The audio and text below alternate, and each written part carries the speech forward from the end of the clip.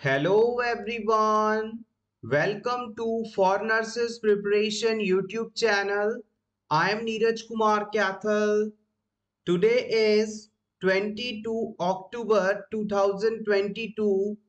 Let's begin today's important class for upcoming nursing recruitment exams. First question is, what does right upper quadrant pain that develops 48 hours after an overdose of aspirin indicates? आपको बताना है यदि किसी व्यक्ति ने aspirin drug की overdose ले ली हो और उसे 48 घंटे बाद राइट अपर क्वाड्रेंट एरिया में पेन हो रहा हो, तो ये फाइंडिंग किस कंडीशन के होने को बताती है? Option A, it is due to diaphragmatic irritation. Option B, due to lower esophageal ulceration. Option C, due to biliary colic. Option D, due to liver damage.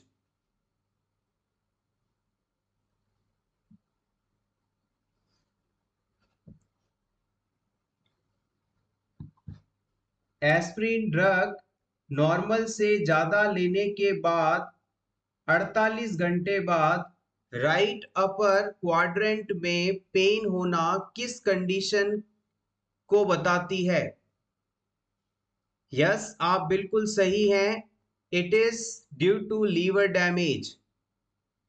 48 घंटे बाद एस्पिरिन टॉक्सिसिटी के कारण लीवर डैमेज का होना pain cause करता है, because हमारे abdomen area के राइट अपर क्वाड्रेंट में लीवर सिचुएटेड रहता है। इस डायग्राम में देखिए आप, ये किसी पेशेंट की पूरी बॉडी है, ये इसका एब्डोमेन एरिया है। इस एब्डोमेन एरिया को हम 4 पार्ट्स में डिवाइड करते हैं। ये जो अपर राइट साइड का क्वाड्रेंट है, इसी जगह पर लीवर मौजूद रहता है और इस क्वाड्रेंट में पेन होना लीवर डैमेज के कारण होता है।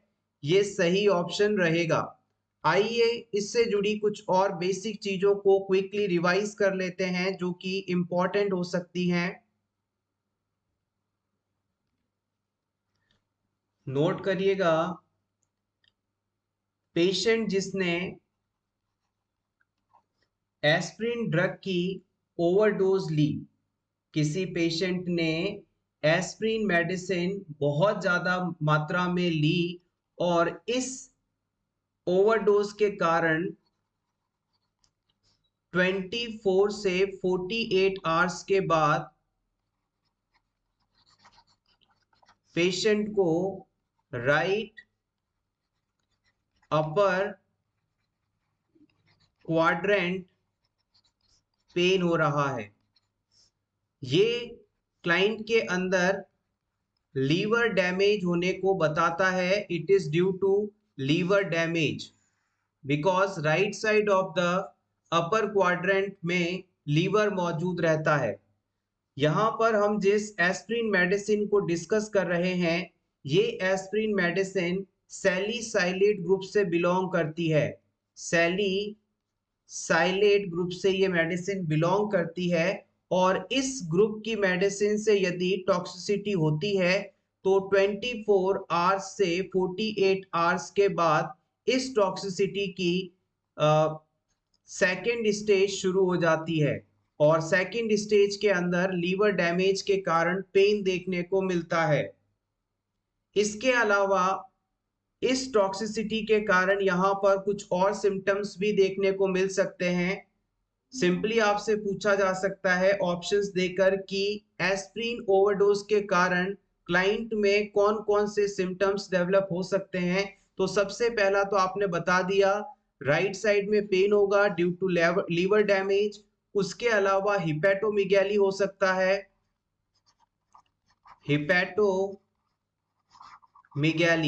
हिपैटोमीगैली का मतलब होता है कि क्लाइंट का जो लीवर है उसका साइज नॉर्मल की तुलना में काफी ज्यादा बढ़ जाए।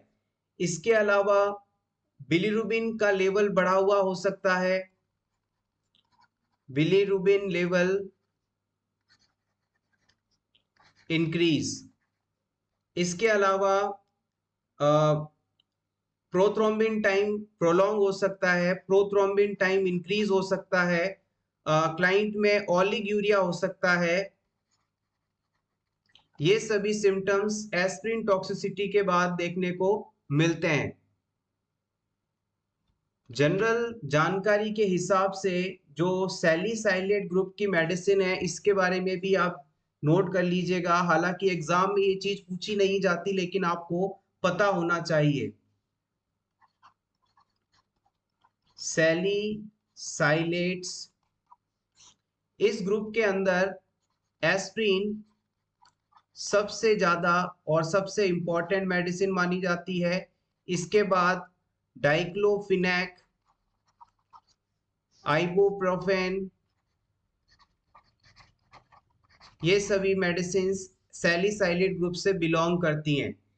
सैलिसाइलेट ग्रुप की जो मेडिसिन हैं बेसिकली पेन, फीवर और इन्फ्लामेशन को ठीक करने में इस्तेमाल किए जाते हैं। इसके यूजेस आप लिख लीजिएगा। पेन मैनेजमेंट, फीवर मैनेजमेंट और इन्फ्लामेशन मैनेजमेंट में ये इस्तेमाल की जाती हैं। सैलिसाइलेट ग्रुप की जो मेडिसिन है ये सबसे पुरानी NSAID है। NSAID के बारे में आप जानते हैं, non steroidal anti inflammatory drug, note कर लीजिएगा। NSAID ग्रुप की मेडिसिन है, ये सबसे पुरानी, सबसे ज्यादा ओल्ड सैलिसाइलेट है। एग्जाम्पल NSAID का non steroidal anti inflammatory drug. NSAID का फुल फॉर्म होता है non steroidal anti inflammatory drug. यहां पर जो एस्प्रिन है उसे हम हार्ट पेशेंट्स के अंदर भी इस्तेमाल करते हैं। Aspirin drug used for heart patients because ये प्लेटलेट एग्रीगेशन को रोककर क्लॉट बनने की संभावना खत्म करती है। इस कारण भी इसे हम हार्ट पेशेंट्स में देते हैं ताकि उनमें ब्लड क्लॉटिंग नहीं हो, ब्लड वेसल्स में ब्लड फ्लो की रुकावट ना हो। इसलिए हम इसे हार्ट पेशेंट्स को भी दे सकते हैं। Next question, most common post operative psychiatric condition is. Operation या सर्जरी के बाद सबसे ज्यादा होने वाली साइकाइट्रिक कंडीशन कौन सी है, ये आपको बताना है। Depression, schizophrenia, mania, delirium. Yes, exactly, आप बिल्कुल सही हैं। डेलीरियम का मतलब होता है पूरी तरह से कॉन्शियस नहीं होना, या फिर आप इसे सिंपली कंफ्यूजन द्वारा याद रख सकते हैं।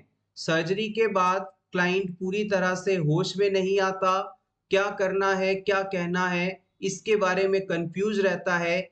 यही चीज डेलीरियम है और ये सर्जरीज के बाद सबसे ज्यादा देखी जाती है।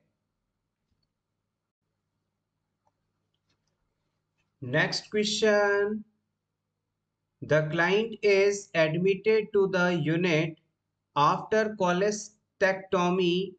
Montgomery straps are utilized. With this client, the nurse is aware that Montgomery straps are utilized on this client because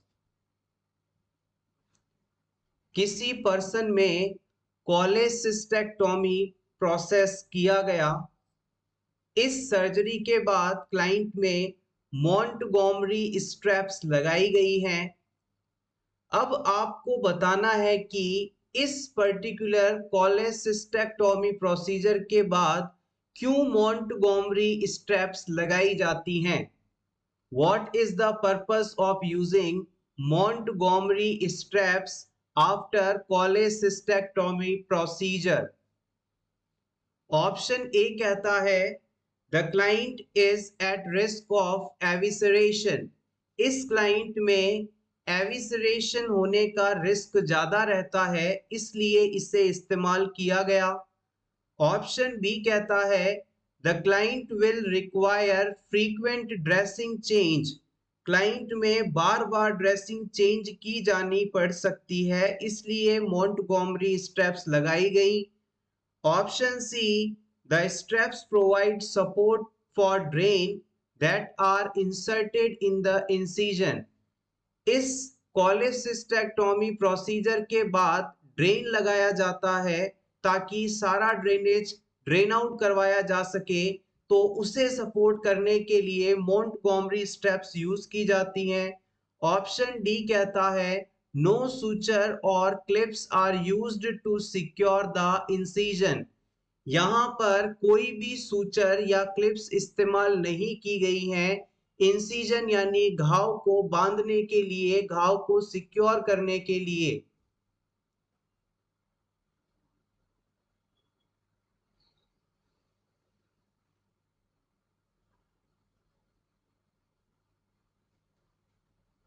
Montgomery straps का इस्तेमाल क्यों किया जाता है, ये आपको बताना है।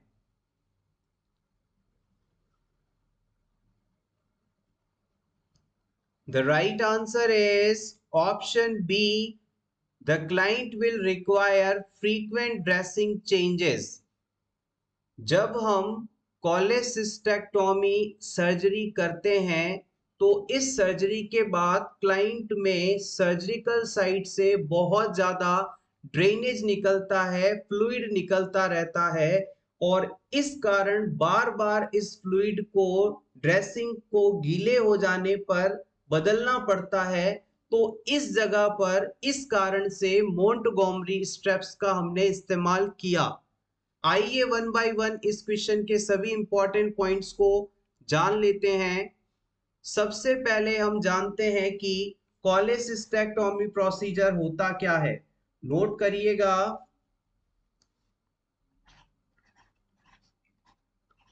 Cholecystectomy.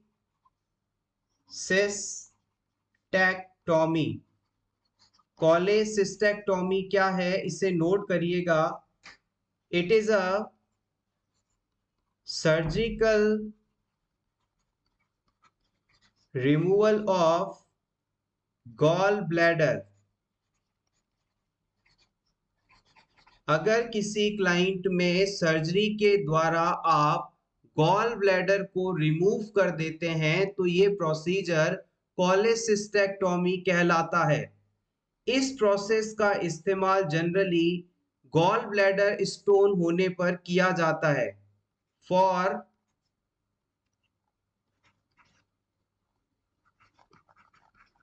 Treatment of gall bladder stones. Gall bladder में यदि स्टोन बन जाए, पथरी बन जाए, तो उसे ठीक करने हेतु हम सर्जरी द्वारा पूरे गॉल ब्लैडर को ही निकाल लेते हैं। ये प्रोसीजर कोलेसिस्टेक्टोमी के नाम से जाना जाता है और इसे हम अक्सर परफॉर्म करते हैं। गॉल ब्लैडर बाइल का स्टोरेज ऑर्गन है। बाइल का निर्माण लीवर द्वारा किया जाता है। रिमेनिंग ऑप्शंस की यदि बात की जाए तो उन्हें भी जान लेते हैं। ऑप्शन 1 में कहा था कि इस क्लाइंट के अंदर एविसरेशन होने की संभावना ज्यादा है, इस कारण से मोंटगोमरी स्ट्रेप्स का इस्तेमाल किया गया, जो कि गलत है। इस प्रोसीजर में एविसरेशन यानी घाव के खुल जाने और उससे एब्डोमिनल ऑर्गन का बाहर निकलने की संभावना नहीं रहती है ज्यादा। सो ये ऑप्शन गलत माना जाएगा। एविसरेशन का मतलब होता है वुंड का ओपन हो जाना और वुंड के अंदर से अंदर के ऑर्गन्स का बाहर प्रोट्रूड हो जाना। ये ऑप्शन सही नहीं माना जाएगा। इसके बाद ऑप्शन सी कहता है straps provide support for drain. Drain को सपोर्ट इन मोंटगोमरी स्ट्रेप्स के द्वारा नहीं किया जाता। ये ऑप्शन भी गलत है। ऑप्शन डी कहता है नो सुचर और clips are used to secure the incision.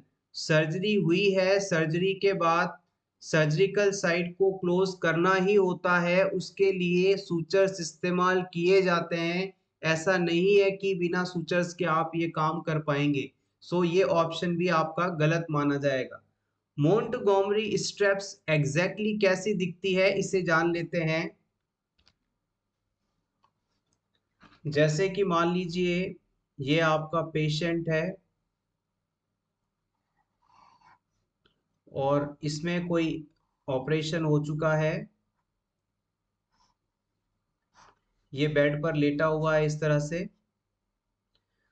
अब इस पेशेंट में जो ऑपरेशन हुआ है, उस ऑपरेशन साइट को सिक्योर करने के लिए, जैसे कि ये मान लीजिए यहाँ इंसिजन लगाया गया था और इसे सिक्योर करने के लिए यहाँ पर हमने अब बैंडेज लगा दी है। अब इस बैंडेज को एक स्ट्रिप के द्वारा हम बांध कर रखते हैं। इसे ही मोंटगोमरी स्ट्रेप्स के नाम से जानते हैं। घाव के ऊपर आपने बैंडेज लगाई, बैंडेज रखी और इस बैंडेज को मोंटगोमरी स्ट्रेप्स के द्वारा अपनी जगह पर होल्ड रखा, फिक्स रखा। अब थोड़े समय बाद ये जब ड्रेसिंग है, ये सिक्रीशंस के कारण गीली हो जाएगी, वेट हो जाएगी, तो हमें इसे फ्रीक्वेंटली बदलना पड़ता है। जब किसी क्लाइंट में कोलेसिस्टेक्टोमी प्रोसेस किया जाता है तो इसके बाद वहां से बहुत ज्यादा सिक्रीशंस निकलते हैं, जिसके कारण बार बार ड्रेसिंग चेंज करनी पड़ती है। तो ड्रेसिंग को चेंज करने के लिए मोंटगोमरी स्ट्रेप्स का इस्तेमाल किया जाता है। ये एक फीते की तरह होती हैं, जैसे आपने ऑफिस फाइल देखी होगी, उसके अंदर डॉक्यूमेंट्स डालकर ऊपर से फ्लैप करके फिर हम फीते से उसे बांध देते हैं, टाई कर देते हैं। उसी प्रकार से ये डिवाइस होता है, मोंटगोमरी स्ट्रेप्स होती हैं, जिसमें घाव के ऊपर ड्रेसिंग करके उसे इससे बांध दिया जाता है, ताकि ये ड्रेसिंग अपनी जगह से डिसलोकेट ना हो और आवश्यकता पड़ने पर इसे अनटाई करके इन गांठों को खोलकर हम जो ड्रेसिंग मटेरियल है उसे निकाल कर बदल देते हैं। This is simply the Montgomery straps. Hopefully अब आप इसे भूलेंगे नहीं। इस डायग्राम को थोड़ा सा क्लियर कर लेते हैं। This is your person.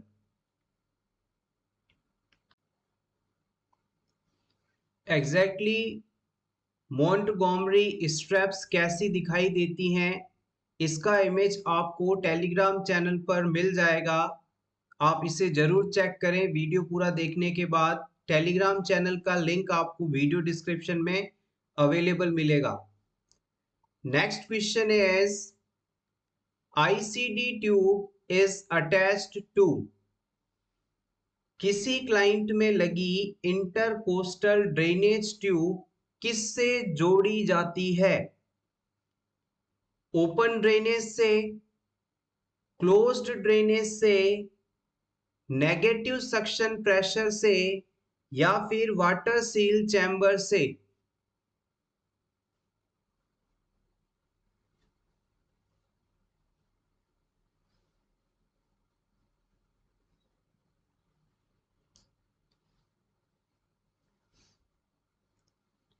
Yes, exactly. Option D is correct here. ICD tube water seal chamber से अटैच्ड रहती है। आइए इससे जुड़े कुछ पॉइंट्स को जान लेते हैं। सबसे पहले ICD ट्यूब के अलग अलग नाम। शॉर्ट में ICD ट्यूब, ICD का फुल फॉर्म है intercostal drainage tube. Inter coastal drainage tube, intercostal drainage tube, या फिर इसे आप चेस्ट ट्यूब भी कह सकते हैं। चेस्ट ट्यूब, या फिर इसे आप थोरैसिक कैथेटर के नाम से भी जानते हैं।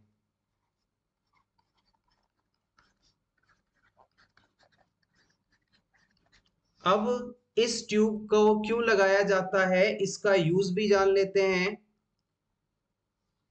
ICD tube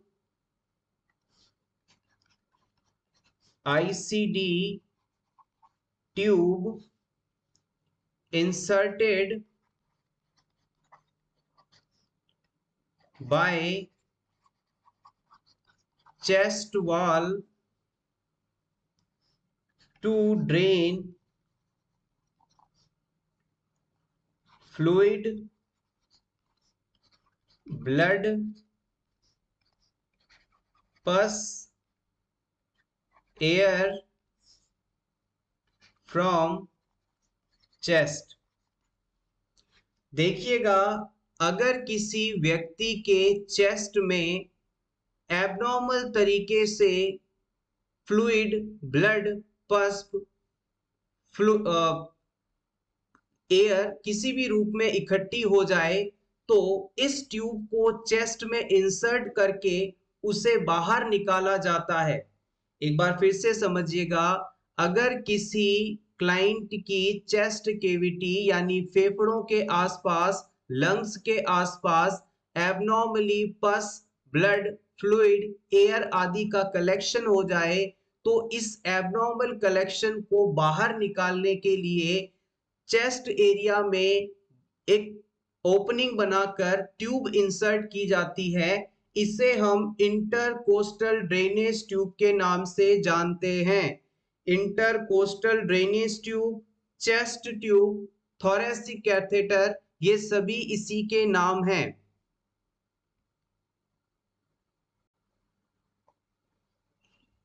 next question, which of the following conditions is a medical emergency that can be fatal? इन चारों ऑप्शंस में से आपको उस कंडीशन को सेलेक्ट करना है जो कि एक मेडिकल इमरजेंसी के रूप में मानी जाएगी और जिसका प्रॉपर ट्रीटमेंट ना होने पर व्यक्ति की डेथ हो सकती है। फैटल शब्द का सिंपल मीनिंग है death. Option A acute epiglottitis, B laryngo pneumonitis, C chronic asthma, D cystic fibrosis. किस मेडिकल इमरजेंसी में डेथ होने की संभावना रहती है?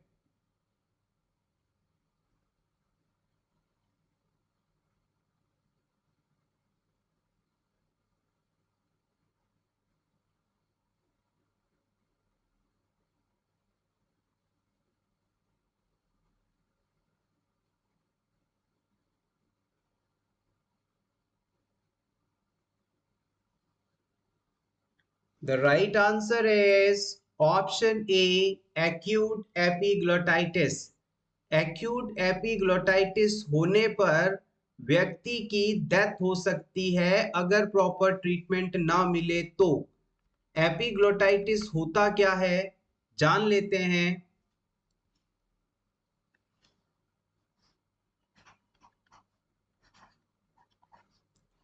Epiglottitis,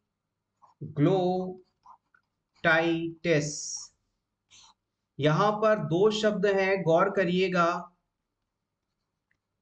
epiglottis plus itis.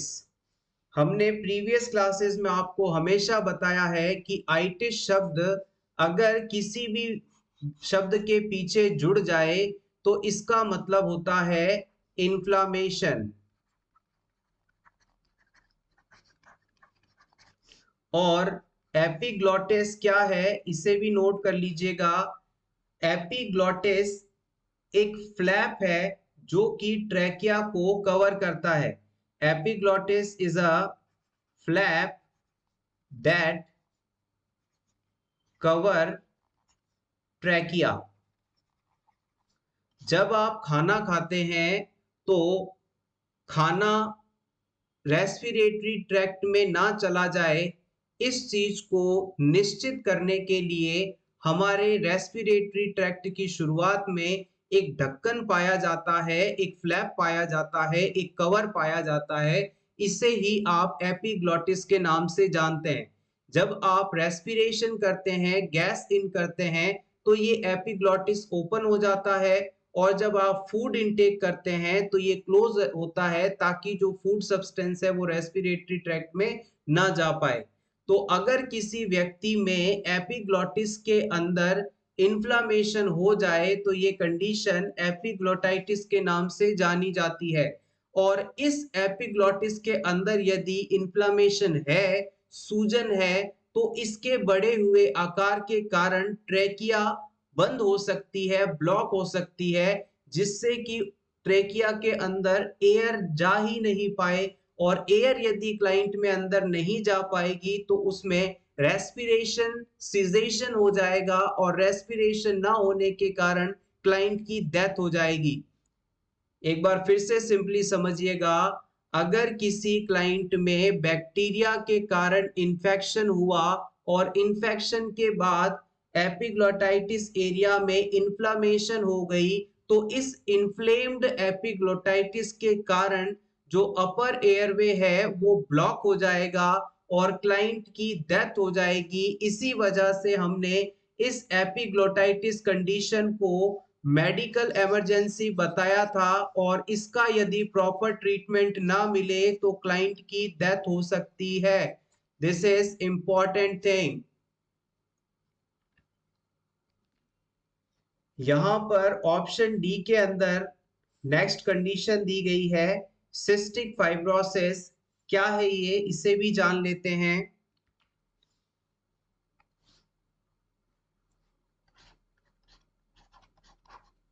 Cystic fibrosis. Cystic fibrosis एक इनहेरिटेड लाइफ थ्रेटनिंग कंडीशन है जो कि लंग्स और डाइजेस्टिव सिस्टम को प्रभावित करती है। Inherited life threatening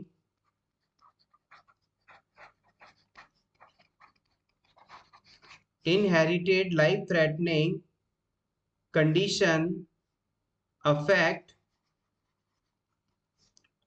lungs and digestive tract। इसके अंदर लंग्स और डाइजेस्टिव ट्रैक्ट मुख्य रूप से प्रभावित होते हैं।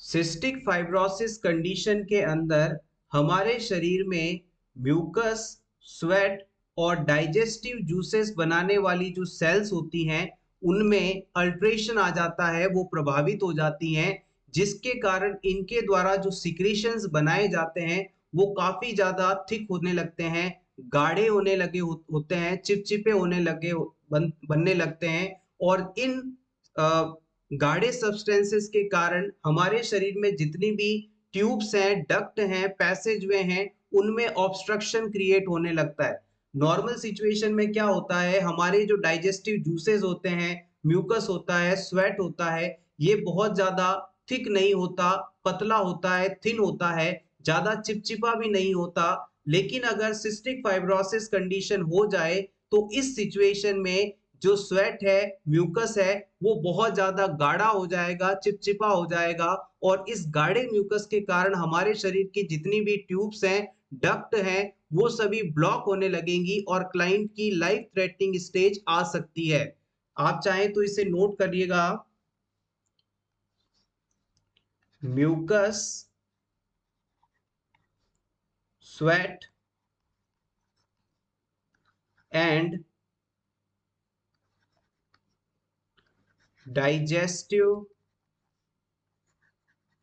juice producing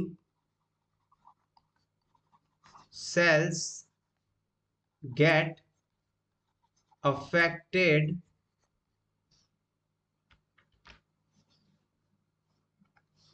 and due to this the secretion of these cells become very thick and sticky that causes duct, tubes, passageway,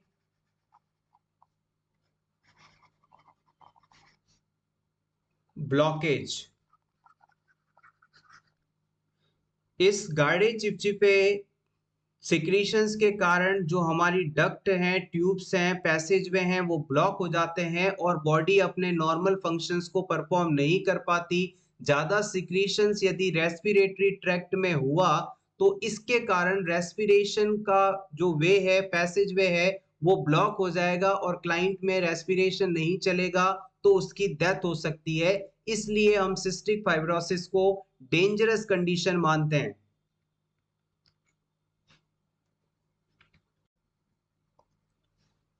Next question.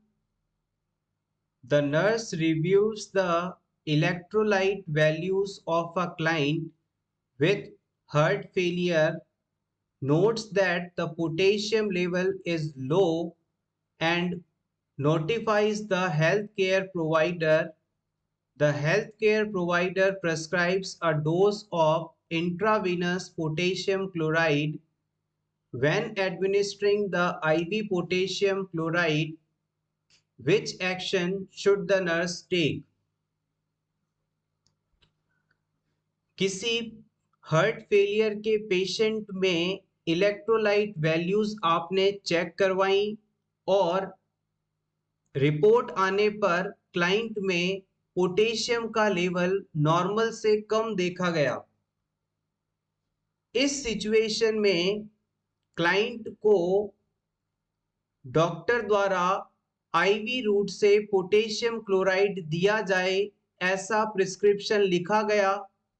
अब आपको ये बताना है कि आईवी पोटेशियम क्लोराइड देते समय एज अ नर्स आपको कौन सा एक्शन लेना है। ऑप्शन 1 कहता है इंजेक्ट इट एज बोलस, आप इसे तेजी से लगाएंगे, एक साथ लगाएंगे। ऑप्शन 2 कहता है use a filter in IV line, potassium chloride लगाते समय आईवी फिल्टर यूज करेंगे हम। ऑप्शन 3 कहता है dilute it per medication instruction, इसे मेडिसिन में दिए गए इंस्ट्रक्शन के अनुसार डाइल्यूट करेंगे। Option 4 apply cool compression to the IV side during administration, जब हम इसे एडमिनिस्टर कर रहे होंगे तो आईवी साइट पर दबाव लगाएंगे ठंडे कंप्रेशन से।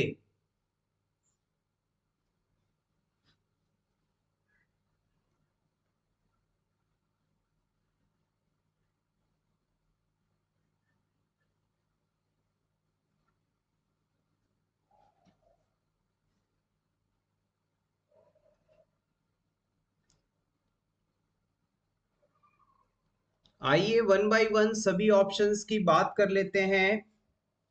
सबसे पहला ऑप्शन कहता है कि हम इसे बोलस एडमिनिस्टर करेंगे, यानी तेजी से एक साथ इंजेक्शन में लोड किया, एक साथ तेजी से पुश करके इसे एडमिनिस्टर कर देंगे। तो याद रखिएगा ऐसा आपको कभी भी नहीं करना है। जब भी किसी क्लाइंट को आप आईवी पोटेशियम क्लोराइड देना चाह रहे हो तो इसे हमेशा आपको स्लो देना है, बॉलस नहीं देना है।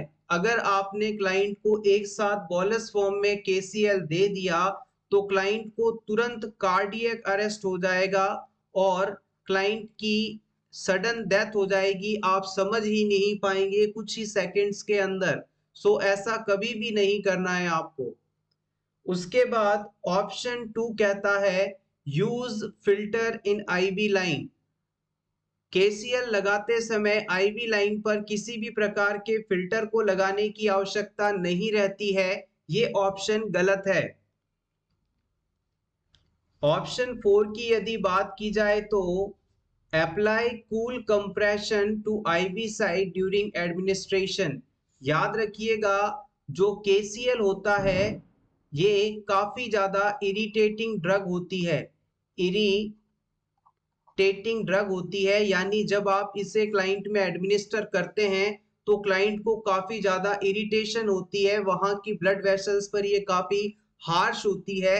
तो अगर आप इस मेडिसिन को लगाते समय कूल कंप्रेशंस देंगे तो इसके कारण जो ब्लड वेसल्स हैं वो कॉन्स्ट्रिक्ट हो जाएंगी, और कॉन्स्ट्रिक्शन के कारण वहां पर और ज्यादा इरिटेशन हो सकती है।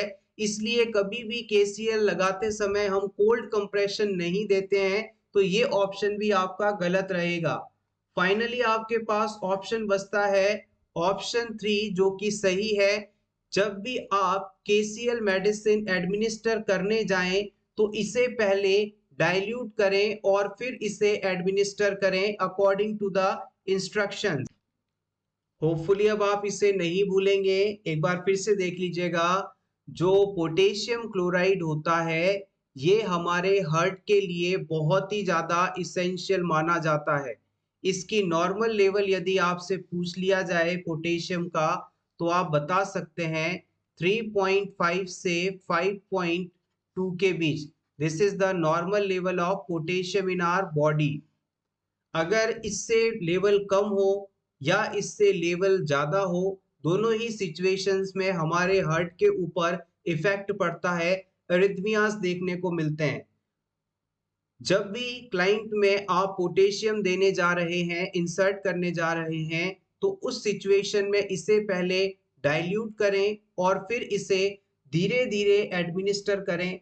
हो सकता है तो आप इसे IV पंप का इस्तेमाल करते हुए स्लो एडमिनिस्टर करें। अगर आपने इस चीज का ख्याल नहीं रखा, रैपिडली इन्फ्यूज किया, तो इस ड्रग की इरिटेटिव फैक्टर के कारण क्लाइंट को फ्लेबाइटिस हो सकता है, और उससे भी बड़ा कॉम्प्लिकेशन कार्डियक अरेस्ट हो सकता है। तो इन दोनों सिचुएशंस को प्रिवेंट करने के लिए हम कभी भी पोटेशियम क्लोराइड को बॉलस फॉर्म में नहीं देते हैं, हमेशा डाइल्यूट करके स्लो एडमिनिस्टर करते हैं।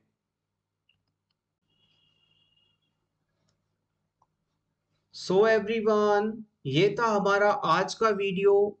होपफुली आपको आज की ये क्लास अच्छी लगी होगी। वीडियो अच्छा लगा हो तो प्लीज इसे लाइक कर दीजिएगा, और इसी तरह के रेगुलर वीडियो अपडेट पाने के लिए for nurses preparation YouTube channel को जरूर सब्सक्राइब करें। Thanks a lot, best of luck.